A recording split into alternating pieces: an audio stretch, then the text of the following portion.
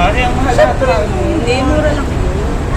Kayang-kaya natin yan. Nandito na rin lang ako, gawin na natin. Hindi yun, lapit na naman. Kunin ko lang muna yung susi. Tapos, punta na tayo. Magpapaipi na siya. Excited ako. So ayun na nga mga be, ang dami nag-request at ang dami nagsasabi sa mga comment ng bawat video namin na bakit ayaw ko daw magpangipin. Actually, lagi kong nababasa yung mga comment nyo, bakit daw ayaw ko na magpayos ng ngipin kasi may bahay na raw kami, may sasakyan na raw kami. So eto na nga mga be, yung inaantay nyo ay ngayon ay magpapangipin na ako. Dahil may kasi nga mga be, may nag-sponsor sa atin. Ang nag-sponsor sa atin ay si Miss Diana Subiri. Ayan ang isang sangre danaya. Ayan siya guys. Napakabait ni Miss Diana Subiri kasi nga i-sponsoran niya ako ng ngipin. At eto nang inaantay nyo guys, magpapangipin na ako. And then syempre matutuwa si Jowa. Be, matutuwa ka pag nagpangipin na ako? Papangipin ka na. Oo, ano, excited ka na? Wow, sigurado na yan. Oo naman! Wow, baka naman. So ngayon mga be, papunta na kami doon sa Manila and then ready na ako magpangipin. So samahan niyo ako. Let's go!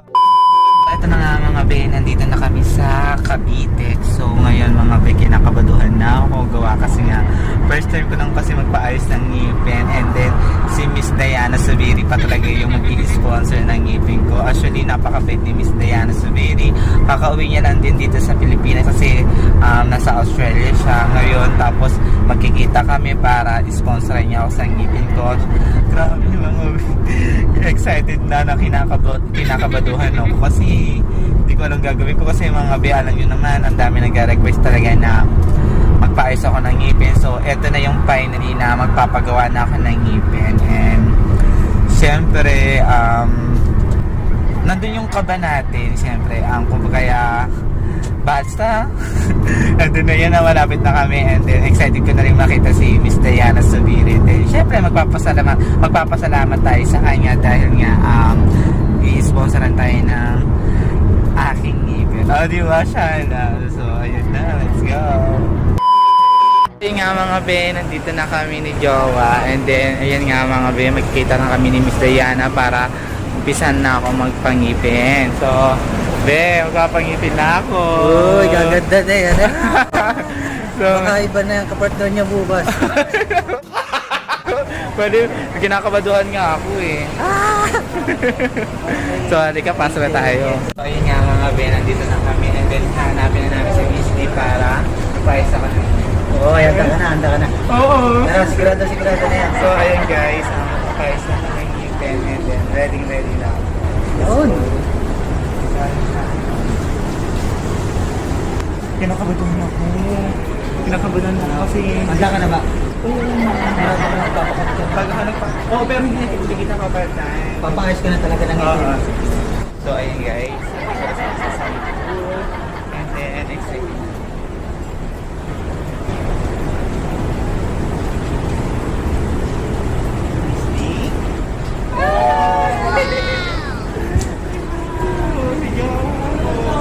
Anong pangalan niya? Bakit Jowa? Alvin, o ka pala, Alvin ng Rochelle.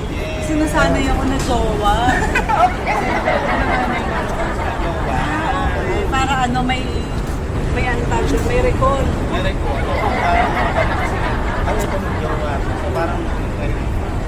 Bakit ang tagal nyo? Traffic ba? Sobrang traffic. O ano, ready ka na? Sigurado na sa magpangipin. Bakit naman hindi? Ano, kasi actually gusto ko nga pang kasi nga yun pinag-request na.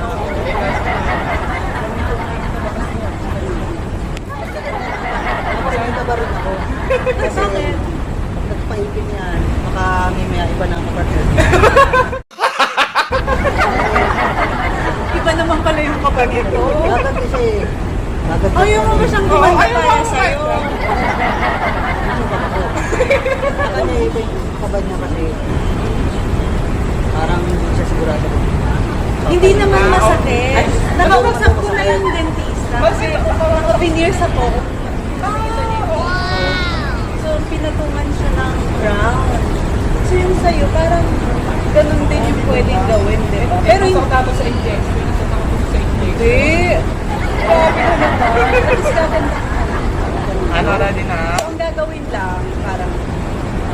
check ka muna, tapos i-explain sa'yo kung ano yung mga gagawin, yung process. Kasi kinakabaluan talaga ako. Ay, mga Ben. Guys, di ba na guys? Ayan. Alam mo, utang ka ba? Kasi ano to, actually talaga nakatakot talaga ako sa mga ganyan. Kasi Takot kasi siya sa mga injection talaga. pero ang injection ko jowa. Mas masakit yun. Hindi ko kaya. Sa injection ko, di siya natatakot.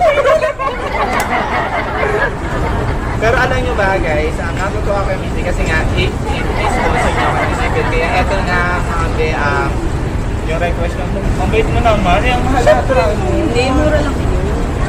Kayang-kaya natin yan. Nandito na rin lang ako. Gawin na natin. Nakausap ko na yung dentist. Bahala ka Ano? doon. Oo, nakausap ko. Ano, let's go. Sige na. Go! Wala nang ano to.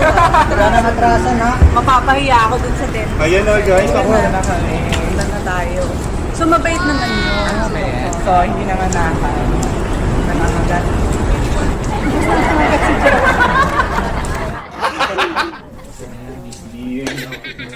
Kunin ko lang muna yung susi. Nagpapaipi na siya. Excited ako. Totoo ma, ready na talaga. Ako dapat magtanong sa'yo. Diba? Hindi na siya baliling magsalita pag di na yung naipin Anong taliling?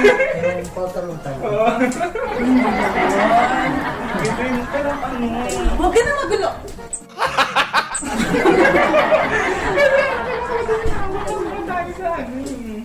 Nakaabang na kagad yung injection niyo. Pakalaki ko naman. Hindi. Kukunin muna natin yung susi. Hindi ka lumagpas. Ano ba yan?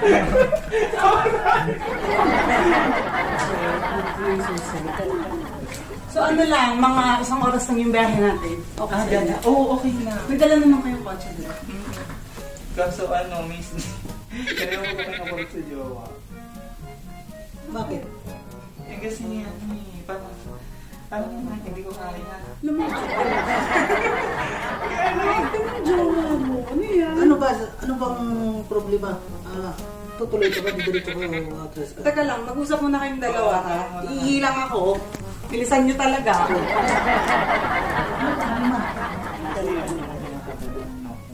Pagkakataon na yan, magkakaroon ka ng ipin, magkakaroon ka ng ano? Kasi magiging maganda ka pa. Ano pa? Eh, yung nga daw, no, syempre, ano, dito ako nakilala ng tao. Actually, nangyari na kayo mas layahan na. So, magbabakot ka. Ano, siguro, ang gusto na lang yun, na pag talaga hanggan. Nakakaya naman sa, ano, sa minabala tayong tao. Ano yun? Yun nga, kakausapin ko na siya. So, atras tayo. Kasi ano, Natakot ka. natakot ako. Ikaw, nasa iyo yun eh. Naiyak tuloy ako. Kasi ano, Misty, Ikaw yun eh. ano, Ano? Uy, nakakayod. yun nga eh. Ano, baka pwede ano mo na natin gawin. Bakit? Kasi, explain ko dito kasi ako nakilala ng tao. So, dito kami nagsimula. So, parang sa akin kasi naging graduate na siya. Lagi siya pumapasok. So, sabihin natin na kilala na naman kami hanggang ngayon. So, kaso nga lang, iba pa rin yung dating pag meron pa rin akong ganito. Pero kasi Rochelle, explain ko lang din sa'yo Sa ngipin, di ba, kapag may katabi siyang sira, mahahawa na yung kabila. Oo, mahahawan na lahat. Mahahawa yan. So, for me, naiintindihan ko naman na trademark mo siya. Pero kailangan mo pa rin siyang harapin in the future. Yun nga, hindi nga rin sinasabi kasi nga, syempre, ang pangat naman daw talaga ng ganito lang. Pero siguro, hindi Hanggang kailan? Siguro, Kailan? pagka Ano kasi yan, mag-umpisa sa isa, tapos mahahawa na yung isa. Pati bag na dyan, madadama yun. Pero ano, hindi ko kaya yun. So, sabi mo na lang. Hindi niya kaya, pero kaya ko. Kaya mo. Ano kaya mo? Magpapalit kasi siya, di ba, ng ngipin? Ano kaya mo? Ako naman ang papabungal. Hindi. Mas ka kami. Napabungan. magpapalit na nga kami. Palit na lang daw kayo ng sitwasyon. So, kayo yung nagugawin. Ikaw na lang. Pagkakomplito na ipin mo. Oo. Oh, magpapabawas mo ng isa. Para mapunta sa kanila. Kasi yung sa'yo, medyo may bulok. Oo, may mga talaga. Sa kanya kasi pag pinatanggal niya, tanggal lang. Oo, pati ano. Oo. Yun nga eh. Kaso, Miss D, parang ano. Sure ka na ba? Sure na, hindi na muna. Kasi, Purating ko yung singit mo. hindi, actually, nahiya rin ako sa'yo. Kasi nga, Mag-decision ka kung diretso ka kung o hindi. Kasi nakakaba ka. Kaya kay Miss D, oh. Ano sabi niyo, Doc? Ba? Hindi ko pa tinitext, pero kasi ang appointment natin doon ay 1 hour, saktong-sakto lang. Ano mo na, kasi na lang. Masakit daw eh. Mm. Masakit daw eh. Pasensya na. Hindi ka naman manganganak eh. Bubunutan mo ng ipin eh. Hindi naman yata bubunutin, gagamutin. Gagamutin lang pala eh. Hindi ka pala bubunutin yan eh. Ano naman naman? Basic lang sa'yo yan. Ano? Parang ano muna, huwag na muna. Ano ako. Duwag na ito. Kasi parang sa akin kasi parang yung trademark na siya. Pero dati Mga be, I'm sure mamahalin niya naman siya, di ba, kapag pinaayos niya yung ngipin niya. Kasi para rin naman yun sa kanya. Huwag niya nang antayin na mga nganak tapos pag dumikit ulit yung bulok, matatanggal. Sayang isave mo yung katabi. At least yan, isa pa lang, di ba? Pwede pa yung pastahan. Dentista na ako, di ba? Pwede pa yung agapan. Ang paagapan niya kasi isa pa lang eh. Pag nadami na isa, dire-diretso niya kasi niya. Oo, bungal na. So, Pustiso na yung girl. Isang buong na yun. Isang buong postiso na kakabit. Kasi parang kanina malakas yung loob ko, parang ngayon kasi hindi na muna. Para yung Wala pa nga tayo doon, papunta ba? Yun nga eh, hindi ko talaga. Ano nga gagawin natin? Ano, i-vlog natin ngayon? Oo. Ano, content natin ngayon, hindi ka magpapayos ng ipin. Wala na muna. Kumbaga, kasi, hindi ko pa kayo ready, hindi ko pa talaga kaya.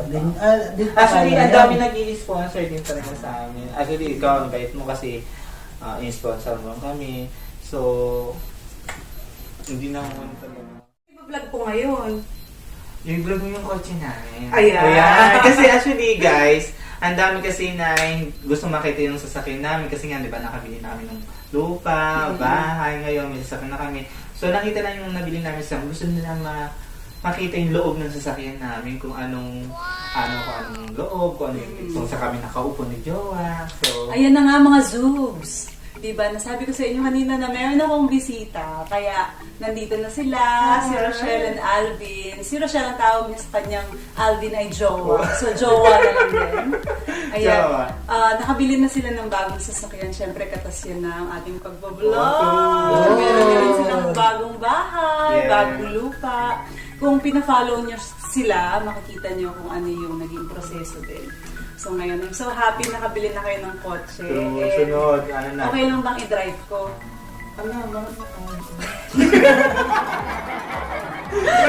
Makikita niyo to. Makikita natin. Sige, pupunta na kami sa parking lot bilang yung vlog ni Rochelle na gusto niya sanang ipaayos ko yung ngipin niya. Hindi na tinuloy. Kaya guys panoodin niyo sa kanya Nag-back out siya kasi. and then guys follow niyo din siya sa kanyang subscribe sa kanyang YouTube channel. Oo. So, ang vlog ko naman po, mga be, ay itutour nila ako sa bago nilang sasakyan. So, mga zoobs, halika na. At samahan niyo na kami sa aming munting sasakyan. Ilang car tour! Go! Go!